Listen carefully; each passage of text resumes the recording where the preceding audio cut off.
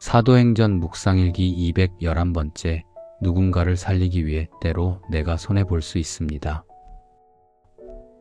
사도행전 16장 22절 하반절에서 24절 말씀.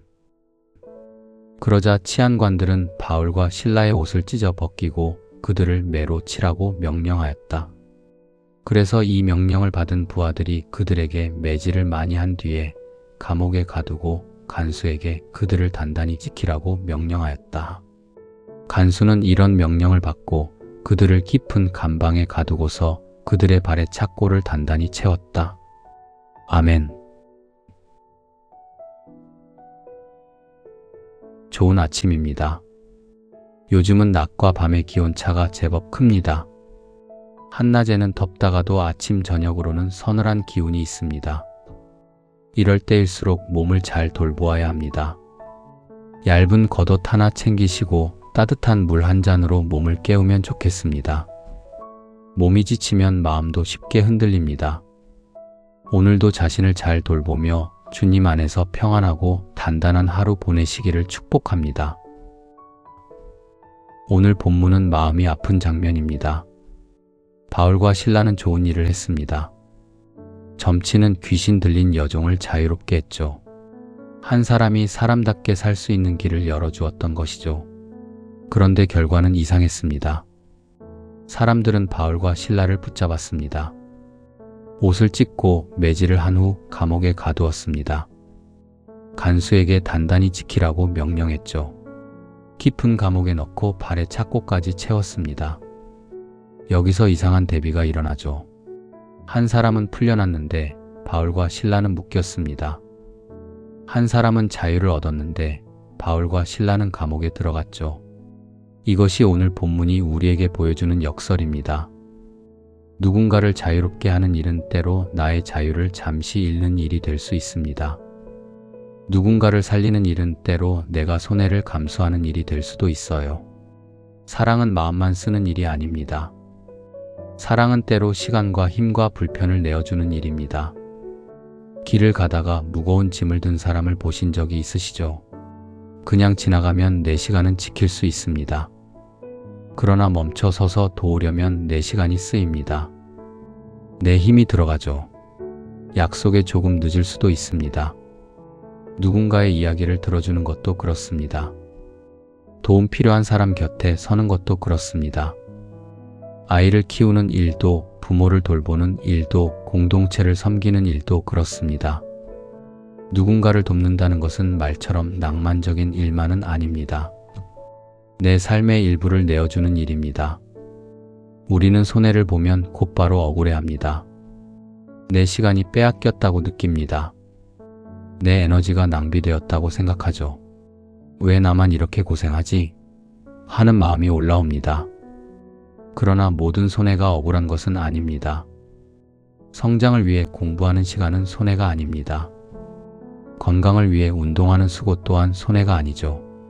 사랑하는 사람을 돌보는 피곤함은 낭비가 아니듯이 누군가를 살리기 위해 감당하는 불편은 실패가 아닙니다. 내가 하고 싶은 일을 잠시 미루고 더 중요한 일을 위해 시간을 쓰는 것은 손해가 아니라 투자입니다. 사명에는 불편이 따릅니다. 아이를 키우기 때문에 피곤합니다. 공동체를 섬기기 때문에 마음 쓸 일이 생깁니다. 일을 맡았기 때문에 책임이 생깁니다.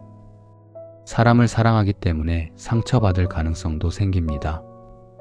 정직하게 살려고 하기 때문에 불편을 겪기도 합니다. 누군가의 편에 서려고 하기 때문에 나도 함께 불편해질 때가 있습니다. 그러므로 고난이 있다는 것이 반드시 길이 틀렸다는 뜻은 아닙니다. 때로 고난은 내가 누군가를 살리는 길 위에 있다는 표시일 수 있습니다. 그러니 걸림돌이 생겼다고 너무 낙심하지 마십시오. 아무 일도 하지 않는 사람에게는 걸림돌도 많지 않습니다. 씨앗이 나무가 되려면 흙 속의 시간을 지나야 합니다. 아이가 어른이 되려면 수많은 넘어짐을 지나야 합니다. 우리의 믿음도 그렇습니다. 수고 없이 깊어지는 믿음은 없습니다. 사랑도 수고 없이 깊어지지 않습니다. 사명도 대가 없이 자라지 않습니다. 실패 없는 성공 또한 없습니다. 모든 성장은 비용을 요구합니다. 그 비용은 때로 시간이고, 때로 체력이고, 때로 자존심이고, 때로 불편함입니다. 예수님의 십자가도 그렇습니다. 십자가는 폭력을 미워하는 말이 아닙니다. 억울함을 당해도 아무 말 하지 말라는 뜻도 아닙니다. 십자가는 하나님께서 가장 억울한 자리에서도 생명의 열매를 맺게 하신다는 복음의 신비입니다. 예수님은 가장 억울한 십자가를 지셨습니다. 그러나 그 길을 단순한 억울함으로만 보지 않으셨습니다.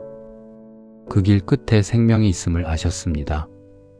주님은 십자가를 통해 죽음의 자리를 생명의 자리로 바꾸셨습니다. 헨리 나우에는 상처 입은 치유자라는 말을 했습니다. 상처가 없는 사람이 남을 살리는 것이 아닙니다. 상처 속에서도 사랑을 선택한 사람이 누군가를 살립니다. 사도 바울도 내가 약할 그때에 오히려 내가 강하기 때문입니다라고 고백했습니다. 약함이 끝이 아닙니다. 하나님께 붙들린 약함은 누군가를 살리는 통로가 됩니다. 물론 이 말이 누군가에게 계속 참고 희생하라는 뜻은 아닙니다. 강요된 희생은 복음이 아닙니다. 누군가의 폭력과 착취를 견디는 것이 사랑은 아닙니다. 피해야 할 폭력도 있고 끊어내야 할 착취도 있습니다. 그러나 내가 자유롭게 선택한 사랑의 수고, 누군가를 살리기 위해 감당한 불편, 더 나은 사람으로 자라기 위해 치르는 대가는 하나님 안에서 결코 헛되지 않습니다. 오늘 내가 겪는 불편함을 너무 억울해하지 않았으면 좋겠습니다. 누군가를 살리기 위해, 내가 맡은 일을 감당하기 위해, 더 성숙한 사람으로 자라기 위해 겪는 수고라면 너무 주눅 들지 마십시오. 바울과 실라는 한 사람을 자유롭게 했고 그 일 때문에 감옥에 갇혔습니다. 그러나 하나님은 그 감옥에서도 일하셨습니다. 누군가를 살리기 위해 때로 내가 손해볼 수 있습니다. 그러나 그 사랑의 손해는 하나님 안에서 결코 잃어버린 것이 아닙니다.